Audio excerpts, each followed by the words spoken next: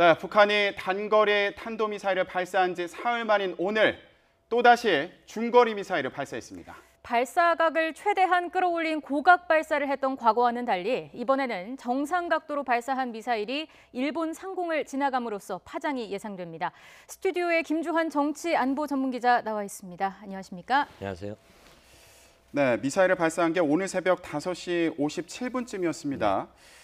일본 상공을 통과를 했는데 이동 경로를 좀 짚어봤으면 좋겠습니다. 일단 평양 수남 비행장에서 발사했다는 게 처음이죠. 네. 수남공항은 북한의 국제공항입니다. 평양을 네. 드나드는 민항기도 있고 이런 데서 활주로 인근 어디서 쐈겠죠. 네. 이런 그렇다라면은 그 이동식 발사대로 화성 12형 형태 이렇게 차량으로 이동을 해서 세워놓고 발사를 했는데 이것이 북한 내륙, 북한 나진이나 원산쯤을 지난 것 같아요. 네. 요 북한 내륙과의 거리는 한 500여 킬로부터 추산은 됩니다. 그런데 네. 지금 나오는 거 보면은 굉장히 홋카이도와 그 사이에 스가루 해협이라고 있습니다. 거기가 공해상인데 그래서 그 상공을 지나서 북태평양 앞바다에 추락을 했는데 이 부분이 왜 영공이란 표기를 안 하고 상공이란 표기를 하는 이유가 바로 여기에 있습니다. 네. 엄밀하게 저희 방송에 지금 나가는 그래픽대로 하면은 일본 영토를 침범한 건 아닐 거로 추정이 돼요. 그러니까 교묘하게 공해로 해서 그리고 우리 영공에 대한 개념이 지금 국제법상 명확한 규정이 없다라고 합니다. 네. 한 100km 정도까지를 영공으로 보고 그런데 오늘은 550km 높이에서 날아갔단 말이에요. 그렇다면은 그래서 일본 상공을 지난 거지 일본 영공을 지난 건 아니다. 이런 근거들을 내세우고 있는 겁니다. 어찌됐든 간에 이번에는 실제 유사시에 실전 발사를 하는 방향 이 이동식 발사대 미사일이 35도에서 45도로 하는데 네. 이거를 해서 지금까지 북한이 탄도미사일 도발을 했던 것 중에서 가장 멀리 쏴왔다라는 데 그 심각성이 있다 이렇게 네. 볼 수 있는 거죠. 이번에 북한이 쏜 발사체가 중거리급 이상의 탄도미사일로 추정된다는 얘기가 많이 나오고 있는데 네. 이게 어떤 미사일로 추정이 되는 건가요? 지금 북한이 지금까지 공개된 건 지난 5월 14일 날 했던 화성 12형 액체 연료를 사용하죠. 네. 화성 12형 지금 모습입니다. 저것이 화성 12형 미사일이고 네. 그리고 기존에 작년에 8번인가를 발사해서 7번 실패한 무수단급 미사일이 있고요. 네. 그다음에 북극성 2형 어떤 이 캐터필러의 이동식 발사대 같은 건데 지금 현재까지 추정되는 거는 원래 화성 12형이 한 3,500에서 4,000km 날아가는데 네. 오늘은 액체 연료의 양을 일부러 조절을 해서 한 2,700km 쏜 것이 아니냐 이런 추정들을 하고 있죠. 그래서 이 중거리 기준이 이게 중거리 기준은 5,500 이상부터 미국 분류 기준에 의하면은 대륙간 탄도 기술로 하고 유럽 국가들은 4,000km부터 이 ICBM으로 하고 좀 나라마다 좀 다른데 우리는 미국 그 어떤 기준치를 따르면은 네. 그 범위를 했기 때문에 1,300에서 4,000 사이를 하는 중전거리 혹은 지난달 말에 화성 14형 같은 경우는 ICBM급이라고 했어요. 네. 그게 이제 우리가 중장거리급인데 이번은 엄밀하게 중거리 미사일이다 이렇게 봐야 되겠죠. 네. 네. 자, 북한이 며칠 전에 도발을 하고 또다시 미사일을 발사를 한 겁니다. 네. 그 의도는 뭐라고 봐야 될까요? 일단 결이 다르다. 지난번에 한 거와 오늘 도발은 상황 자체가 굉장히 다르다라고 네. 볼 수 있겠죠. 지난번까지만 해도 미국 정부가 내놓은 것이 본인들의 바다를 벗어나지 않았고 자신들이 오히려 깃대령에서 김책시 앞바다 그 동북 방향으로 쏴고 한 250km. 그래서 네. 여러 가지 형태로 이거는 저강도 도발이다 그래서 대화제의를 했는데 네. 상당히 허를 찔렀다라고 봐야 되겠죠. 서방사회. 그런데 그 의도가 무엇이냐. 일단은 보면은 미국으로 하여금 정책 전환을 해라. 이런 신호를 했고 또 네. 하나는 우리는 끝까지 핵과 미사일이 실전 배치 단계 때까지 이런 어떤 시험 발사의 형태를 포기하지 않겠다라는 의지의 과시도 볼 수 있고요. 네. 또 다른 거 하나는 기본적으로 기술력 확보. 이 북한이 지금 대륙간 탄도미사일이나 장거리 미사일을 보면서 가장 지금 언론이나 그 서방 국가들의 관심이 재진입 기술을 확보했느냐 여부거든요. 네. 근데 이 보통 400km 상공까지를 재진입이라고 한답니다. 그래서 우리가 한 400km까지부터를 이 대기권이라고 하죠. 대기권이라고 하는데 일단 그 550km는 대기권에 진입을 했죠. 그럼 이게 미사일의 원리는 대포하고 달리 강력한 힘을 쏘아 불려서 정점에서 자유낙하 형식으로 해서 어떤 목표물을 타격하는 기본 원리거든요. 네. 그런데 이 재진입 기술 때 고도의 기술이 필요하다.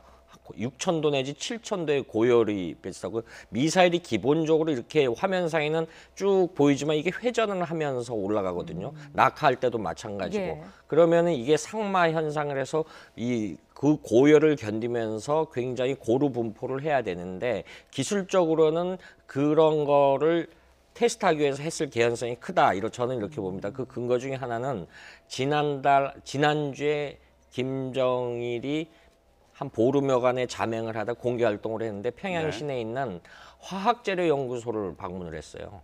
이 어떤 탄두 부분의 탄소 재료 소재로 만드는데 거기서 어떤 지시를 내리고 그거를 테스트해보지 않겠느냐. 그런데 네. 이것이 굉장히 정치적으로 국제 동북아 정세에 있어서 큰 파장을 갖고 오는 이런 형태로 결과로 나타나게 된 거죠. 네. 네. 지난 25일에 북한이 도발한 이후에 미국이 상황을 좀 예의주시하고 있다 이런 입장을 밝혔는데 앞으로 미국이 어떻게 대응을 하고 나설까요? 오늘 트럼프 대통령과 아베 총리의 전화 통화 내용에 거기 담아져 있다라고 네. 봅니다. 지금 대화할 시기가 아니다. 네. 보다 강력한 대응이 필요하다.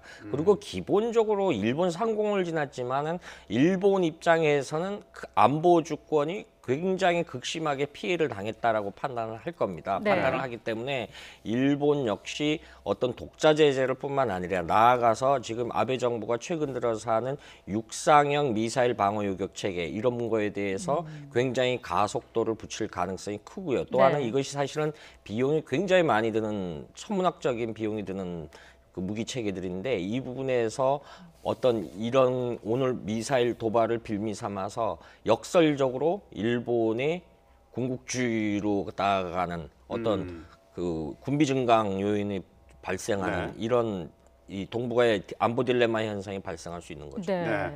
지금 일본의 어떤 상황 변화에 대해서 좀 전망을 해주셨는데 그렇다면 일본 현지 상황은 어떤지 좀 알아보겠습니다. 일본 홋카이도에서 사업체를 운영하는 음영준 씨 전화로 연결돼 있습니다. 음영준 씨 안녕하십니까? 예, 안녕하십니까. 음영준입니다. 네, 먼저 연결 감사드립니다. 감사합니다. 오늘 새벽에 많이 놀라셨겠어요. 예, 새벽에 잠을 자고 있었는데 한 6시경쯤에 알람처럼 J 알라드가 경보가 와서 깜짝 놀랐습니다. 네. 자, 지금 말씀하신 것처럼 알람이 울렸다. 네, 이렇게 설명을 예. 해주셨는데 경보 시스템이 빠르게 작동한 걸로 전해지고 있습니다. 어떤 식으로 미사일 통과 소식을 알게 되셨고 당시에 어떤 메시지가 전달된 거죠? 예, 그 당시에 아침에 굉장히 큰 소리로요. 핸드폰에서 알람이 울렸습니다. 네. 그리고 그 알람이 울림과 동시에 그 핸드폰 화면에 현재 북한에서 미사일을 발사했습니다라는 메시지가 나왔고요. 네. 그리고 안전한 건물 안에서 대피해 주십시오라는 메시지도 함께 나왔습니다. 음영준 씨도 실제로 어디 대피할 곳이 있었습니까?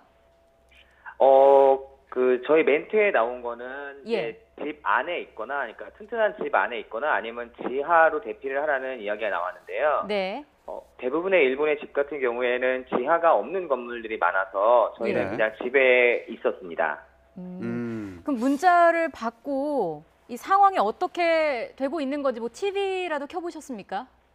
예, 그 문자를 받고 바로 인터넷 뉴스를 찾아봤는데 네. 그때까지는 아직 뉴스상에는 아무것도 안 나와서 네. 바로 이제 텔레비를 틀었습니다. 그러니까 이제 텔레비를 트니까 검은 화면에 하얀 글씨로 제가 조금 전에 봤던 그 똑같은 메시지가 나오고요. 예. 네. 그 다음에 그 일본의 그 방위청이라든지 아니면 이제 다른 곳에서 현재 어떤 상황이 진행되고 있나 이런 것도 텔레비에 나왔습니다. 그리고 일본에서 파크3라고 하는데 패트리어트 3가 발사되고 있는지 아닌지 하는 그런 상황에 대한 그런 영상도 텔레비에 나왔습니다. 네. 그렇다면 지금은 방송에서 어떤 내용이 전달되고 있죠? 현재도 지금 아베 총리와 그다음에 그런 그쪽 방위 쪽을 하고 있는 분들의 그런 인터뷰가 계속 나오고 있고요. 네. 그리고 현재 그 한국의 상황과 그리고 어떤 식으로 미사일이 발사가 되었는지 이런 거에 대해서 자세하게 설명이 나오고 있는 중입니다. 저희가 알기로는 음영준 씨가 지금 일본에서 거주한 지 한 11년 정도 되는 걸로 알고 있거든요. 예. 예, 이전에도 이와 비슷한 상황이 있었나요? 아니요, 제가 여기 있었을 때는 일본의 남부 쪽을 통과한 적은 있었습니다. 그래서 네. 홋카이도 자체에서는 이런 일이 한 번도 없었습니다.